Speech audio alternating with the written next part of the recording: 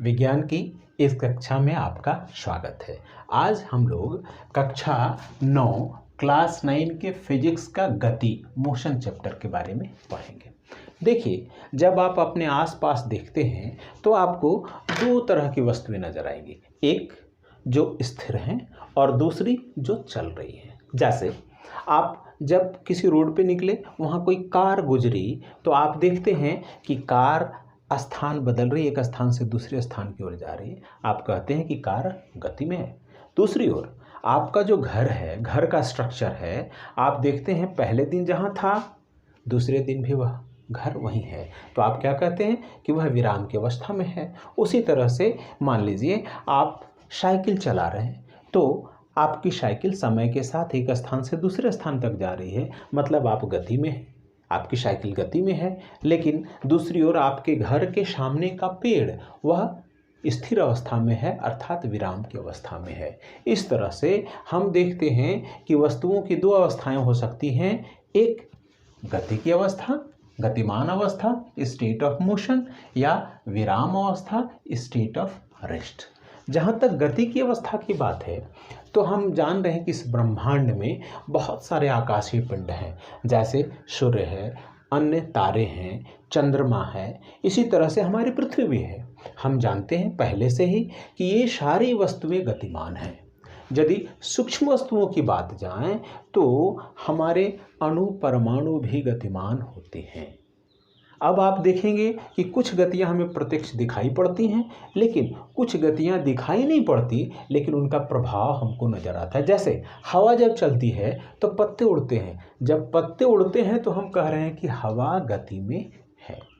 अब हम लोग यहाँ एक प्रश्न के बारे में सोचें कि क्या कोई एक वस्तु एक ही समय में विराम की अवस्था में भी और गति की अवस्था में भी हो सकती है क्या? आइए, मैंने कुछ कल्पना की है और मैं आपको ये दिखाना चाह रहा हूँ।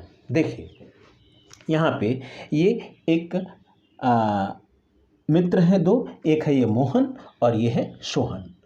हमने कल्पना की है कि ये पृथ्वी है, पृथ्वी के एक भाग में ये मोहन और ये सोहन दोनों यहाँ पे हैं, और एक उनका तीसरा मित्र है, आप देखिए यह यहाँ पे है रोहन। अब देखिए ये दोनों मित्र, ये हमारा है मोहन, देखिए ये निकला हुआ है, और ये है सोहन।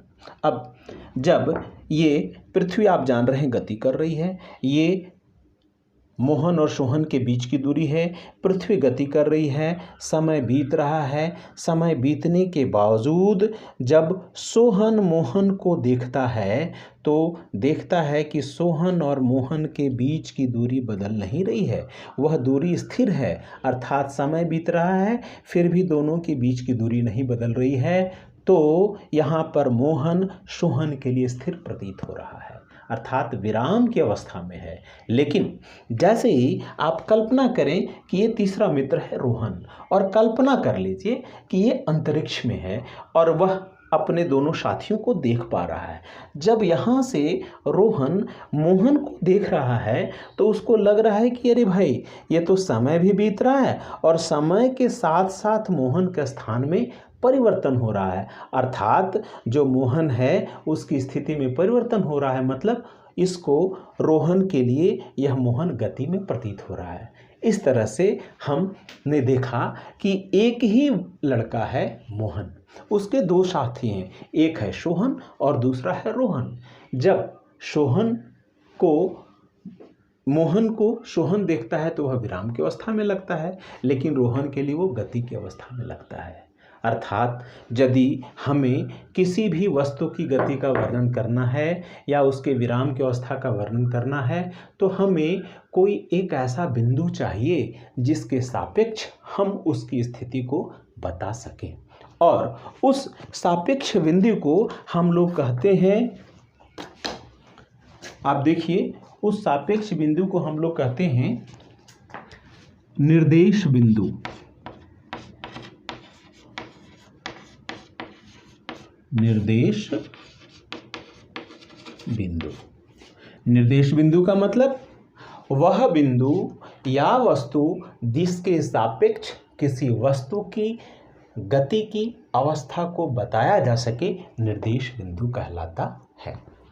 और इसके कुछ कई उदाहरण हो सकते हैं, जैसे मान लीजिए आपका कोई साथी बस के नीचे है, खड़ा है, और एक साथी आपके साथ बस के सीट पर बैठा हुआ है। जब बस चलती है तो जो साथी नीचे है उसको लगता है कि आपकी दूरी बढ़ रही है, अर्थात आप उसके लिए गति की अवस्था में नजर आते हैं। लेकिन 5 मिनट बीतने के बाद भी आप जो दोनों साथी एक ही सीट पर बैठे हैं तो दोनों की स्थिति में परिवर्तन नहीं होता, अर्थात एक दूसरे के सापेक्ष आप विराम की अवस्था में नजर आते हैं।